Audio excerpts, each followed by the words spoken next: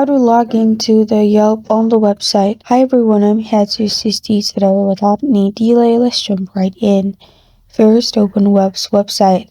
Here, click on Login at the top right corner of your screen. After you click on Login at the top right corner of your screen, here, you'll find all these options. At the bottom, click on Email and type in your email, type in your password. You can also continue as your Google or continue with Apple at the top directly as well. Then press on Login at the bottom. After you've pressed on Login at the bottom, you will be logged in to your Yelp account on the website. And this is how to log into Yelp on the website. Thank you for joining me today. If this video helps you out, please leave a like and subscribe for more. Got a question or want to suggest a topic? Comment below. Thank you.